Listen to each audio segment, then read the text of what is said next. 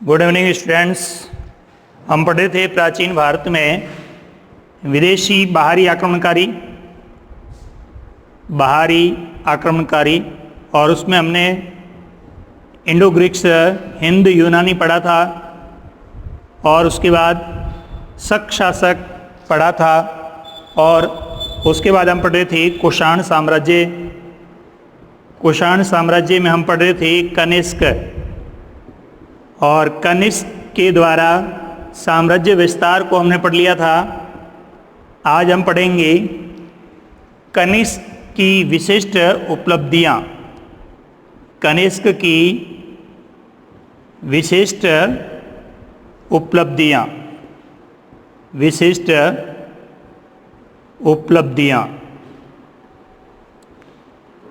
Students ध्यान दें, उपलब्धियों में से छोटे सवाल भी पूछ लिए जाते हैं, इसलिए विशेष ध्यान देने की आवश्यकता है। जैसा कि हमने पढ़ा कि जैसे विदेशी शक्तियां हमारे देश में आई और देश में आने के कारण हमारे यहाँ जो सांस्कृतिक चेंजेज हुआ, सांस्कृतिक परिवर्तन हुआ, सांस्कृतिक परिवर्तन ये हुआ कि इंडो ग्रीक्स के आने से हमारे यहाँ वहाँ की हेलेनिस्टिक शैली जो है, वहाँ की स्थापत्य की जो शैली है जिसे हेलेनिस्टिक शैली कहा जाता है, हेलेनिस्टिक शैली हमारे देश में आ गई। स्थापत्य निर्माण की नवीन शैली उनके आने से हमारे देश में आ गई। और हमारे यहाँ जो पंचायतन शैली चल रही थी, पंचायतन शैली स्थापत्य निर्माण की ये शैली हमारे यहाँ चल रही थी। जब इन दोनों शैलियों का संगम हो गया तो हमारे यहाँ एक नवीन शैली का अवतरण हो गया और ये नवीन शैली का अवतरण हुआ। इस शैली का नाम है गांधार शैली। गांधार शैली, जैसा कि गांधार प्रदेश में होने के कारण इसे गांधार शैली नाम दिया गया। इसे ग्रीको बुद्धिस्ट शैली भी कहा गया। ध्यान रहे, ये परीक्षा का प्रश्न है, ग्रीको बुद्धिस्ट क्या है।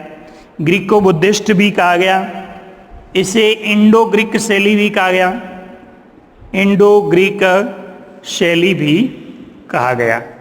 और इस शैली को विकसित करने का श्रेय जो है वो है कनिष्क को। तो ये कनिष्क की एक उपलब्धि है। आइए हम देखते हैं किस तरह से इस शैली का अवतरण हुआ। जैसे हम देखते हैं कि कनिष्क का साम्राज्य जो था उसमें हमने देखा था कि तक्षशिला और तक्षशिला के पास पुरुषपुर पेशावर, जिसे हम कहते हैं आजकल पुरुषपुर, जिसे पुष्कलावती कहा गया, पुष्कलावती एक ये इनकी राजधानी थी, पेशावर पुष्कलावती। दूसरी राजधानी थी इनकी मथुरा और पाटलिपुत्र को इन्होंने जीता था और यहीं से बौद्ध भिक्षु अश्वघोष की प्राप्ति हुई थी। जैसा कि हम पढ़ चुके हैं कि अश्वघोष की यहाँ से प्राप्ति हुई थी। तो भारत में जो ये केंद्र थे, इसके अलावा कनिष्क ने इससे आगे बढ़कर के दक्षिण में अपना साम्राज्य बढ़ाया। तो दक्षिण के अंदर जो केरल का क्षेत्र है, केरल के अंदर कोझिकोड ये यूनानी व्यापार का केंद्र था। तो इससे उत्तरी क्षेत्र में अमरावती का क्षेत्र कहते हैं, जिसे गुंटूर आंध्र प्रदेश का अमरावती का क्षेत्र कहते हैं। अमरावती के क्षेत्र तक इनका राज्य था। तो जैसे ही कनिष्क ने भारत में अपना साम्राज्य स्थापित किया तो यहाँ तक्षशिला में पुरुषपुर में एक नया नगर बसाया था जिसका नाम था सिरपक नगर, ये हम पढ़ चुके हैं। और दूसरा नगर बसाया था कश्मीर के अंदर और यहाँ चौथी बौद्ध संगीति का आयोजन किया था कश्मीर में कनिष्कपुर, जैसे कि कानीरपोर बारामूला के अंदर, तो कनिष्कपुर नगर जो है कश्मीर में बसाया था। तो ये नगर स्थापत्य की दृष्टि से इन्होंने विकसित किए। उसके बाद में जैसे ही ये हेलेनिस्टिक शैली हमारे यहाँ आई और ये जो सिंध का पश्चिमोत्तर क्षेत्र है, यहाँ हिंदू कुश पर्वतमाला से लेकर के सिंधु का क्षेत्र, पंजाब का क्षेत्र और ये कश्मीर के पास का जो पूरा क्षेत्र है ये, तो इस तरह का ये पूरा जो क्षेत्र है पश्चिमोत्तर का क्षेत्र, पश्चिमोत्तर क्षेत्र की जो संस्कृति थी, जो स्थापत्य शैली थी, उस स्थापत्य शैली में हेलेनिस्टिक शैली का समायोजन हुआ। और हेलेनिस्टिक शैली के समायोजन होने से इस प्रदेश के अंदर एक नवीन शैली का विकास हुआ, जिसे हम गांधार शैली कहते हैं। गांधार शैली इसलिए भी कहते हैं क्योंकि ये गांधार प्रदेश था, इसलिए इसको गांधार शैली कहा गया। तो ये कनिष्क की देन है कि तक्षशिला, पुष्कलावती, पुरुषपुर और सिरपक के क्षेत्र में एक नवीन गांधार शैली का विकास हुआ। दूसरा, यहाँ हम देख रहे हैं भारत में मथुरा के अंदर मथुरा शैली का विकास हुआ। मथुरा की एक नवीन शैली यहाँ दिखाई दी, विशेष करके बौद्ध धर्म की महायान शाखा। जैसा कि हम बात कर चुके हैं, चौथी बौद्ध संगीति का आयोजन किया गया था कश्मीर में, और इन्होंने बौद्ध धर्म की परंपरा का विभाजन यहाँ हुआ दो प्रकार, हीनयान, महायान, छोटी गाड़ी, बड़ी गाड़ी। तो महायान परंपरा से संबंधित जो मूर्तियाँ निर्मित हुई वो मथुरा के अंदर मूर्तियाँ निर्मित हुई, यानी मूर्तिकला। ये मूर्तिकला का विकास गांधार क्षेत्र में भी हुआ, ये मूर्तिकला का विकास मथुरा के क्षेत्र में भी हुआ। उसके बाद इसी शैली से संबंधित आंध्र प्रदेश के अंदर, दक्षिण भारत में गुंटूर में, अमरावती के अंदर इस तरह की मूर्तियों का विकास हुआ। तो यहाँ अमरावती शैली का विकास हुआ। तो भारत में कनिष्क के समय तीन शैली, चाहे स्थापत्य की शैली कहें, चाहे मूर्तिकला शैली कहें, चाहे चित्रकला शैली कहें, या स्तूपों की शैली कहें, तो ये जो शैलियाँ थी ये तीन प्रकार की थी: गांधार शैली, मथुरा शैली, अमरावती शैली। इनमें से इम्पोर्टेंट जो है वो हमारे पाठ्यक्रम में है गांधार शैली। देखिए, गांधार शैली की विशेषता हम देखते हैं। यहाँ काले सलेटी संगमरमर का प्रयोग किया गया, संगमरमर काम में लिया गया। यहाँ जो बुद्ध की मूर्ति है, बुद्ध की मूर्ति, ये जो बुद्ध की मूर्तियां यहाँ गांधार के अंदर बनी, इन मूर्तियों में क्या विशेषताएं हैं? आध्यात्मिकता में, जैसा कि आध्यात्मिकता भारतीय मूर्तिकला की विशेषता है, उस आध्यात्मिकता में आधुनिकता दिखाई देती है, आधुनिकता का स्वरूप दिखाई देता है। तो पहली विशेषता गांधार शैली की है कि जहाँ भारतीय मूर्तियों में एक आध्यात्मिक स्वरूप था, वहाँ यहाँ पर एक आधुनिक स्वरूप जो है वो दिखाई देता है। और दूसरा परिवर्तन ये कि भारतीय मूर्तियों में जहाँ पर सरलता है, मतलब सादगीपूर्ण मूर्तियाँ निर्मित की गई है, वहाँ पर ये जो मूर्ति है वो चमक दमक वाली मूर्तियाँ हैं, चमक दमक वाली मूर्तियाँ निर्मित की गई। जो भारतीय शैली की मूर्तियाँ थी उसमें मुंडन, सिर मुंडन था, फेस के चारों तरफ, मुखमंडल के चारों तरफ एक प्रभा मंडल बना हुआ था, जैसा कि आज भी देव मूर्तियों में है, वैसा होता था, लेकिन मुंडन था, सिर मुड़ा हुआ था। लेकिन यहाँ हम क्या देखते हैं, गांधार शैली में बुद्ध जो है वो घुंघराले बालों वाले बुद्ध है, घुंघराले बालों वाले बुद्ध, बालों वाले बुद्ध। जहाँ हम भारतीय मूर्तियों में देखते हैं कि बुद्ध के पाँव में खड़ाऊ पहनी हुई है, वहीं हम देखते हैं गांधार शैली में बुद्ध के पाँव में चप्पल पहने हुए हैं। जहाँ हम देखते हैं कि मुंडन है पूर्ण रूप से भारतीय मूर्ति, वहाँ यहाँ देखते हैं कि बुद्ध की चेहरे पर भरी हुई घनी मूछें हैं, भरी हुई मूछें, घुंघराले बाल और गठीले बदन पर वस्त्र पहने हुए हैं, गठीले बदन पर वस्त्र है। वहीं हम देखते हैं भारतीय वेशभूषा में सरल तरीके से वस्त्र पहने हुए हैं। तो जो गांधार शैली का जो विकास हुआ, हमारे यहाँ मूर्तियों का एक नवीन स्वरूप हमारे यहाँ दिखाई देने लगा, और इस नवीन स्वरूप का जो नाम है वही है ग्रीको बुद्धिस्ट। इसे ही हम कहते हैं ग्रीको बुद्धिस्ट। ध्यान रहे, परीक्षा में पूछा जाता है ग्रीको बुद्धिस्ट किसे कहते हैं। बुद्ध की वह मूर्ति जो कनिष्क के समय पुरुषपुर, मथुरा और अमरावती में निर्मित की गई, उन मूर्ति में जो विशेषताएं थी वो हेलेनिस्टिक शैली की विशेषताएं विशेषकर गांधार के प्रदेश में हुई, इसलिए इसे गांधार शैली कहते हैं। और इस शैली को ग्रीको बुद्धिस्ट शैली भी कहा जाता है। इसकी विशेषताएं इस प्रकार से हैं।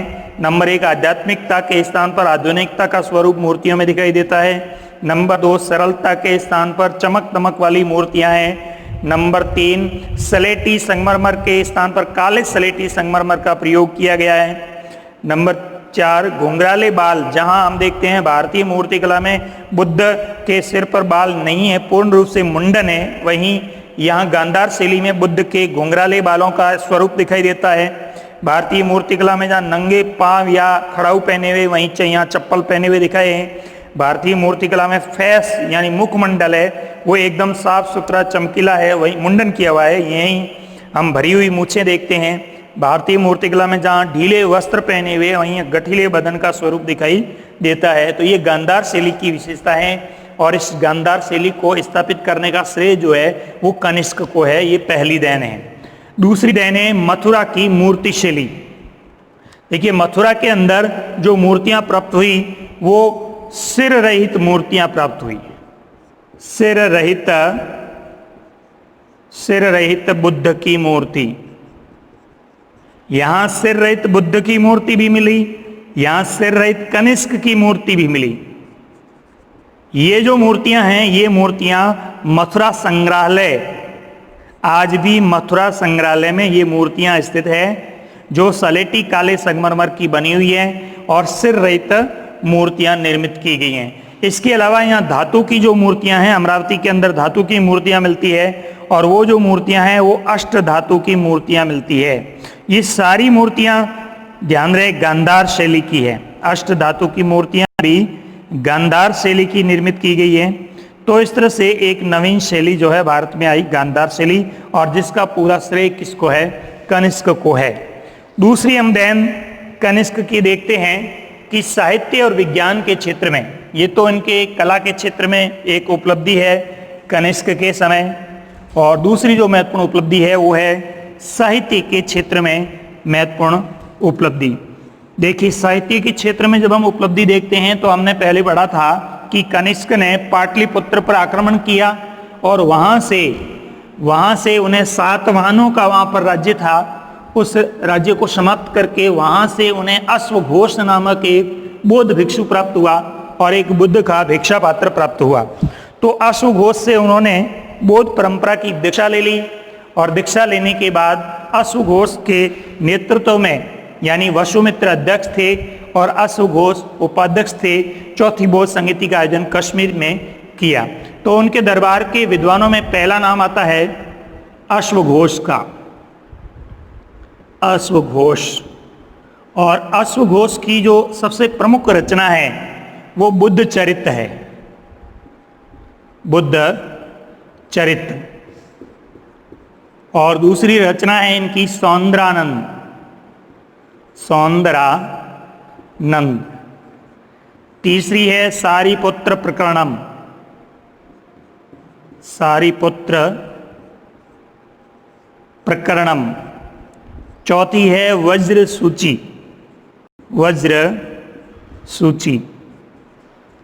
ये जो रचनाएं हैं चार, इसमें सबसे प्रमुख रचना है अश्वघोष की, बौद्ध महात्मा बुद्ध से संबंधित है, वो है बुद्ध चरित्र, जिसमें बुद्ध का संपूर्ण जीवन, एक तरफ से कहें कि बौद्धों का सारांश, इंसाइक्लोपीडिया जैसे बौद्धों का इंसाइक्लोपीडिया महाविभाषा शास्त्र है, उसी प्रकार ये बुद्ध चरित्र जो है बौद्धों की कुंजी कहलाती हैं, बौद्धों की कुंजी।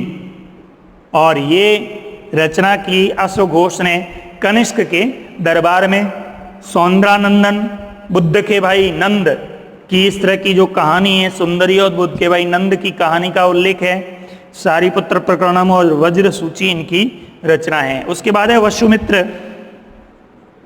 वसुमित्र विद्वान थे, जैसा कि हम बात कर चुके हैं कि चौथी बौद्ध संहिता में इन्होंने जो त्रिपिटक ग्रंथ थे, सुत्त पिटक, विनय पिटक, अभिधम पिटक, तीनों को मिलाकर के महाविभाषा शास्त्र, महाविभाषा शास्त्र नामक ग्रंथ लिखा गया। इसे एनसाइक्लोपीडियाज ऑफ बुद्धाज, यानी संपूर्ण बुद्ध का जो विवरण है वो इस पुस्तक में दिखाई देता है। तो ये भी एक विशिष्ट ग्रंथ जो है वो इनके दरबार में लिखा गया। महाविभाषा शास्त्र ग्रंथ का निर्माण किया गया। एक इनके दरबारी विद्वान थे मंथर, और मंथर ने कूटनीति शास्त्र का प्रतिपादन किया। इनके संबंध परीक्षा में बहुत ही महत्वपूर्ण है, ये पूछा जाता है, ध्यान रहे। नागार्जुन, यहाँ पर दो प्राचीन भारत में दो प्रकार के दो विद्वानों के व्यक्तित्व है, एक है नागसेन और एक है नागार्जुन। अमूमन स्टूडेंट्स दोनों को एक समझते हैं, तो दोनों एक नहीं, अलग अलग है, नागसेन और नागार्जुन। नागसेन को तो हमने पढ़ा था शक रुद्रदामन के समय, नागसेन बौद्ध भिक्षु थे, उनको हमने पढ़ा था। और नागार्जुन जो है कनिष्क के समय है। नागार्जुन को प्राचीन भारत का आइंस्टाइन कहा जाता है, प्राचीन भारत का आइंस्टाइन, प्राचीन भारत का आइंस्टाइन नागार्जुन को कहा जाता है। और नागार्जुन ने एक ग्रंथ लिखा, इस ग्रंथ का नाम है माध्यमिक सूत्र। और नागार्जुन ने एक सिद्धांत दिया, इस सिद्धांत को सापेक्षवाद का सिद्धांत कहते हैं। सापेक्षवाद, इसका दूसरा नाम है शून्यवाद का सिद्धांत। परीक्षा की दृष्टि से महत्वपूर्ण पूछा जाता है कि शून्यवाद का सिद्धांत किसने प्रतिपादित किया? नागार्जुन ने। सापेक्षवाद का सिद्धांत किसने दिया? नागार्जुन ने। नागार्जुन की रचना का नाम है माध्यमिक सूत्र। नागार्जुन को प्राचीन भारत का आइंस्टाइन कहा जाता है, क्योंकि इन्होंने क्या किया, इन्होंने जो ज्योतिष विज्ञान है, ज्योतिष विज्ञान और एस्ट्रोलॉजी, खगोल शास्त्र और ज्योतिष विज्ञान दोनों के मध्य समन्वय स्थापित करवाया। यानी आज भी हम देखते हैं कि खगोल विज्ञान का संबंध ज्योतिष से है, ग्रहों का संबंध ज्योतिष विद्या से संबंधित है, होरोलॉजी से है।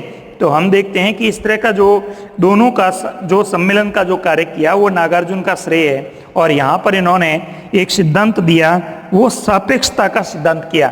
सापेक्षता का सिद्धांत कहता है कि खगोल शास्त्र में ऐसा होने पर ज्योतिष में ऐसा होता है, या ज्योतिष में ऐसा होने पर खगोल शास्त्र में ऐसा होता है। तो इसको सापेक्ष कहते हैं। सापेक्ष का मतलब होता है बनिष्पत, यानी के बदले या बनाम, उसके बनाम ये है। तो इस तरह का जो सिद्धांत है वो नागार्जुन ने प्रतिपादित किया। तो ये अश्वघोष के दरबार के प्रमुख विद्वान थे। पहले प्रमुख विद्वान है कनिष्क के दरबार के पहले है अश्वघोष। और अश्वघोष ने जो रचनाएं लिखी उनमें है बुद्ध चरित, वेरी वेरी महत्वपूर्ण है, बहुत इंपॉर्टेंट। दूसरा है सौंदरानंद, तीसरा है सारिपुत्र प्रकरण, चौथा ग्रंथ है वज्र सूची। और वसुमित्र की रचना है महाविभाषा शास्त्र, इसे इंसाइक्लोपीडियास ऑफ बुद्धास कहा जाता है। चौथी बोध संहिता में कश्मीर के कुंडल वन में वहाँ जो सम्मेलन चला था वहाँ इसकी रचना की गई। इस ग्रंथ के अंदर त्रिपिटकों का विवरण है, ये ध्यान दें, पूछ लिया जाता है किसका विवरण है, तो त्रिपिटकों का विवरण है। त्रिपिटक जैसा कि हम पढ़ चुके हैं, सुत्त पिटक, विनय पिटक और अभिधम पिटक। कनिष्क के दरबार में मंथर जैसे विद्वान थे, इन्हें कूटनीतिज्ञ का, कूटनीति शास्त्र का विद्वान कहा गया है। नागार्जुन प्राचीन भारत के आइंस्टाइन है, इन्होंने माध्यमिक सूत्र ग्रंथ की रचना की है और एक सिद्धांत दिया है सापेक्षवाद का सिद्धांत और शून्यवाद का सिद्धांत। तो ये कनिष्क की दूसरी उपलब्धि है। अब हम देख रहे हैं कनिष्क की तीसरी उपलब्धि किसके क्षेत्र में थी। तो कनिष्क की तीसरी जो उपलब्धि थी वो है विदेशी व्यापार के संबंध में। अब विदेशी व्यापार पहले से भी चल रहा था, विदेशी व्यापार यहाँ इंटरनेशनल हो चुका था मौर्य काल में ही, और गुप्त काल में भी चला, तो चल ही रहा था। लेकिन कनिष्क ने इस विदेशी व्यापार को नया क्या स्वरूप दिया वो हमें स्पष्ट करना है, परीक्षा की दृष्टि से महत्वपूर्ण है, क्योंकि चेंजेस जहाँ ट्रेड में होते हैं वही पूछे जाते हैं, ध्यान रखना। इसीलिए कनिष्क के द्वारा विदेशी व्यापार में किए गए परिवर्तन को हम देख रहे हैं। कनिष्क का विदेशी व्यापार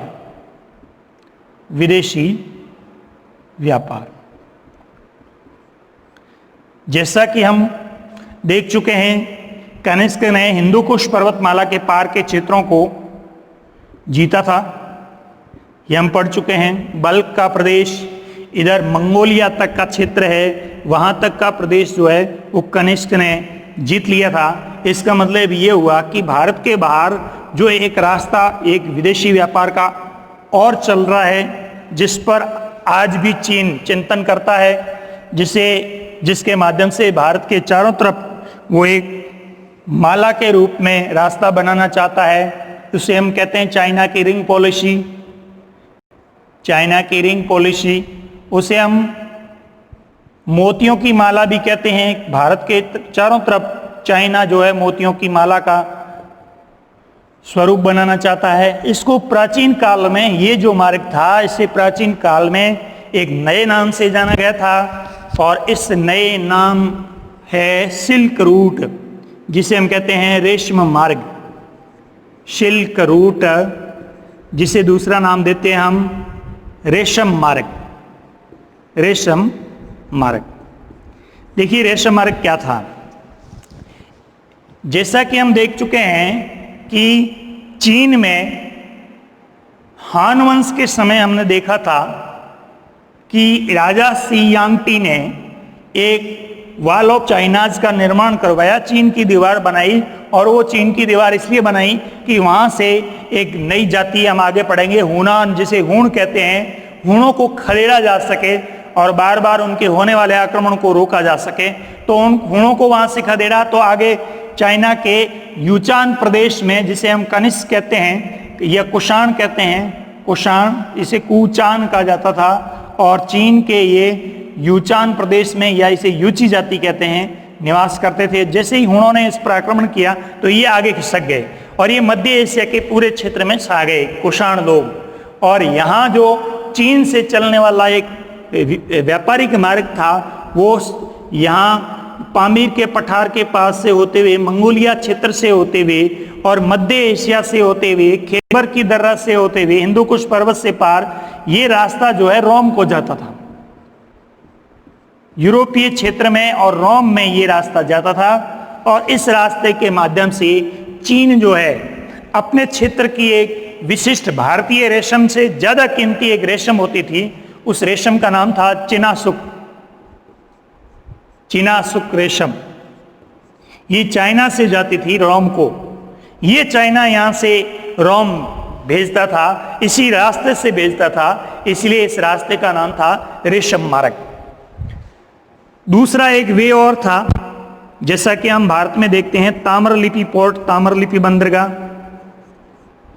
पूर्वी तटीय क्षेत्र ताम्रलिप्ति, ताम्रलिप्ति से आगे पाटलिपुत्र, पाटलिपुत्र से आगे काशी, काशी से आगे वाराणसी, वाराणसी से आगे मोथोर, जिसे मथुरा कहते हैं, और यहां से ये वे जाता था आगे रेगिस्तान के ऊपरी क्षेत्र से होते हुए और आगे तक्षशिला या पुरुषपुर, तक्षशिला, पेशावर या पुरुषपुर जाता था। और वहां से ये बोलन की दर्रा, चाइनाज मार्ग था खैबर की दर्रा, ये बोलन की दर्रा, यहां से होता हुआ आगे ये दोनों रास्ता एक हो जाता था और आगे ये रास्ता रोम को जाता था। तो भारत से जो रेशम जा रही थी, उस रेशम को यहां पर मलमल कहा जाता था। मलमल, इस समय मलमल तो बाद में नाम आया, इस समय इसका नाम था दुकुल।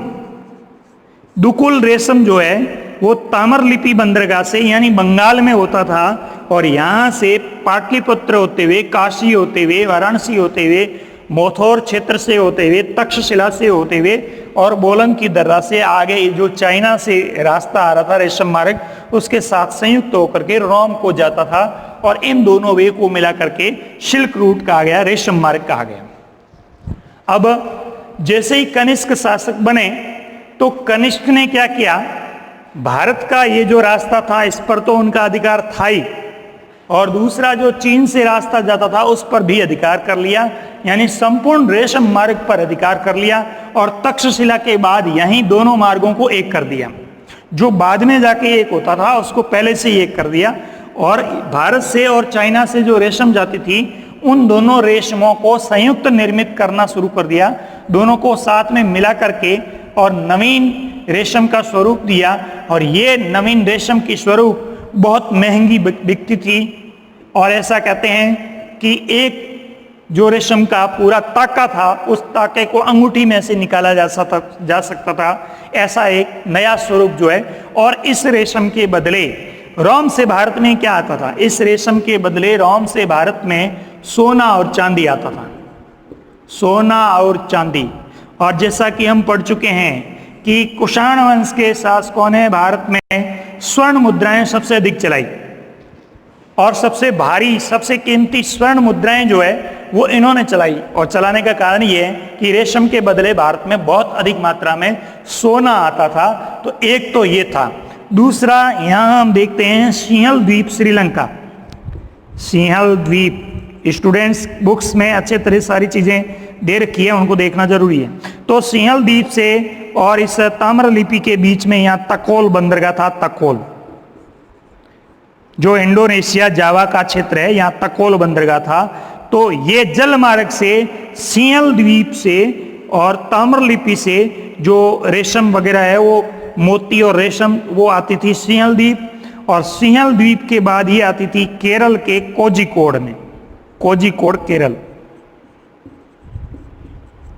और कोझिकोड केरल से जल मार्ग से, जलीय मार्ग से यह यहां से रोम को जाती थी। ये जल मार्ग था। इसका उल्लेख कौन करता है? इसका उल्लेख मिलता है, एक बुक्स है Periplus Erythraean Sea, Periplus of Erythraean Sea. इसे हम कहते हैं लाल सागर की समुद्री यात्रा बुक्स है। और इस बुक्स में उल्लेख मिलता है कि केरल के अंदर बहुत सारी रोम की मुद्राओं के जखीरे मिले। खुदाई में रोम की मुद्राओं के जखीरे मिले, और इन रोम की मुद्राओं पर कनिष्क के चित्र है, कनिष्क के प्रतीक जो सिक्कों पर बनाए गए हैं, और इसके साथ साथ नावों के चित्र है। इसके साथ साथ रोम का जो देवता है, रोम का देवता अपोलो, और ईरानी देवता अहुर मजदा, और भारतीय देवता हेराक्लीस कृष्ण। कृष्ण को हेराक्लीस कहा जाता था, हेराक्लीस।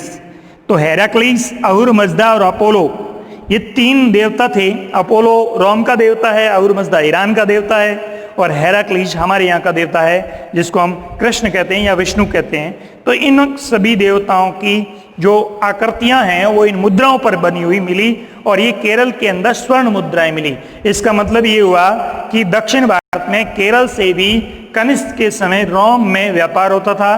तो ये जलीय मार्ग था और ये स्थल मार्ग था। दोनों को मिला के दोनों ही सिल्क रूट है। ये जलीय क्षेत्र का सिल्क रूट था और ये स्थल क्षेत्र का सिल्क रूट था। और चीन अभी भी इन क्षेत्रों पर अधिकार करना चाहता है, और इसको हम कहते हैं पॉलिसी ऑफ रिंग या रिंग पॉलिसी, या इसे मोतियों की माला कहते हैं। तो इसको रेशम मार्ग के रूप में जाना गया।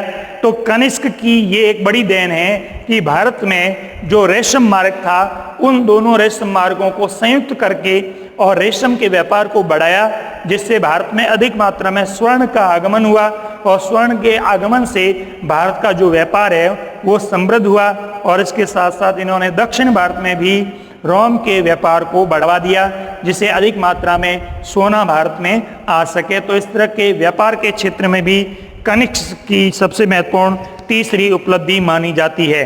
तो ये कनिष्क की 3 उपलब्धियां थी। कनिष्क के बाद हम थोड़ा सा परिचय देख लेते हैं। हमारे कोर्स में एक छोटा सा एक टॉपिक है आधे पेज का, जिसे हम हूण कहते हैं। हूण लोग हमारे यहाँ बहुत कम मात्रा में आए।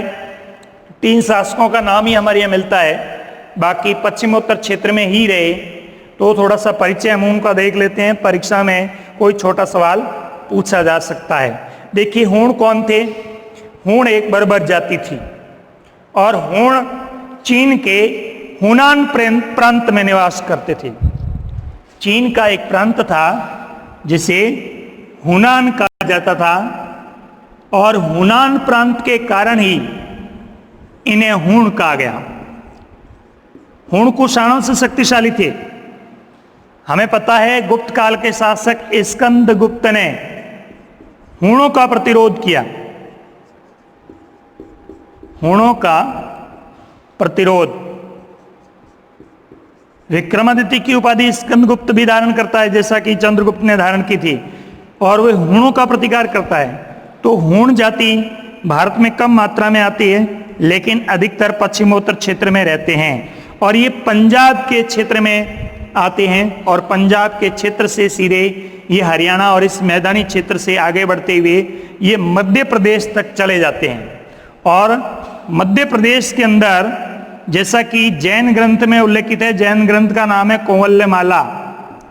कौवल्यमाला, ध्यान रहे, राजस्थान में जैनों का विवरण देने वाला महत्वपूर्ण ग्रंथ है कौवल्यमाला, जैन परंपरा से संबंधित है। और इस कौवल्यमाला ग्रंथ में उल्लेख मिलता है किनका? हूणों का। हूणों का ये उल्लेख मिलता है कि भारत में मध्य प्रदेश के अंदर एक नगर बसाते हैं, पवैया नगरी। पवैया नगरी का विकास करते हैं। मध्य प्रदेश के अंदर पवैया नगरी जो थी वो इनका प्रधान केंद्र मानी जाती थी, और वैसे इनकी दो राजधानियां थी, एक थी तक्षशिला और एक थी मथुरा। तक्षशिला और मथुरा। और भारत में जो हूणों का शक्तिशाली शासक हुआ वो हुआ मिहिर कुल। मिहिर कुल और तोरमाण। तोरमाण राजपुताना के क्षेत्र में मिहिर कुल पहुंचता है, तोरमाण नहीं पहुंच पाता है। तो ये मिहिर कुल और तोरमाण दो हूण शासक यहाँ भारत में थे, और पवैया नगरी में अपना केंद्र बनाया। दो राजधानियां थी, तक्षशिला और मथुरा। और भारत, विशेष बात यह है कि ये जो लोग हैं भारतीय संस्कृति में कैसे विलीन हुए, क्योंकि ये लोग रुद्र देवता को मानते थे। रुद्र देवता को। और रुद्र देवता कौन थे? शिव थे। यानी इन्होंने शैव परंपरा को अपनाया। भारतीय संस्कृति की जो शैव परंपरा है उस शैव परंपरा को अपनाया। कहीं कहीं कौवल्यमाला में यह भी उल्लेख मिलता है कि हूण जब आक्रमण करते थे तो हर हर महादेव का नारा लगाते थे। तो हर हर महादेव का नारा लगाते थे, मतलब हर हर महादेव कौन है? रुद्र देवता है, शिव है, शैव परंपरा को मानते थे। इसलिए भारतीय संस्कृति में विलीन हो गया। और एक शासक थे बालादित्य। बालादित्य, जिन्होंने अंत में हूणों का प्रतिकार किया, और प्रतिकार के बाद ये पंजाब क्षेत्र में रहे, और पश्चिमोत्तर क्षेत्र में भारतीय संस्कृति में इनका विलीन हो गया। तो हूण कहाँ से भारत में आए थे? चाइना के हुनान प्रांत से आए थे। हूणों का उल्लेख किसमें मिलता है? जैन ग्रंथ कौवल्यमाला में इसका उल्लेख मिलता है। भारत में हूणों का प्रतिकार सबसे अधिक किसने किया? स्कंदगुप्त ने भारत में सबसे अधिक हूणों का प्रतिकार किया। हूणों का भारत में प्रमुख राजधानी केंद्र कौन सा था? पवैया नगरी प्रमुख राजधानी केंद्र जो मध्य प्रदेश के अंदर था वो इनका क्षेत्र था। इनकी दो राजधानियां थी, तक्षशिला और मथुरा। कौन कौन से हूण शासक थे, या भारत में शासन करने वाले किसी हूण शक्तिशाली शासकों के नाम बताइए? तो मिहिर कुल और तोरमाण, क्योंकि यहाँ छोटा सवाल ही बनता है। मिहिर कुल और तोरमाण है। हूण जाति भारत में विलीन हो गई, या भारत में किस परंपरा को स्वीकार किया? तो शैव परंपरा को स्वीकार किया, क्योंकि जैसा कि कौवल्यमाला ग्रंथ उल्लेखित करता है कि इन्होंने युद्ध के मैदान में हर हर महादेव के नारे लगाए। अंत में हूणों का प्रतिकार किसने किया? बालादित्य नामक शासक ने इनका प्रतिकार किया, और भारत में अंतिम विदेशी शक्ति हूण है वो समाप्त हो गई। इस तरह से चार शक्तियां भारत में बाहर से आई, और वो भारतीय संस्कृति में उनका विलीन हो गया। अब हम अगली क्लास में बात करेंगे इन चारों शक्तियों से बनने वाले प्रश्न कौन कौन से हैं, जो अगली क्लास में होंगे। धन्यवाद।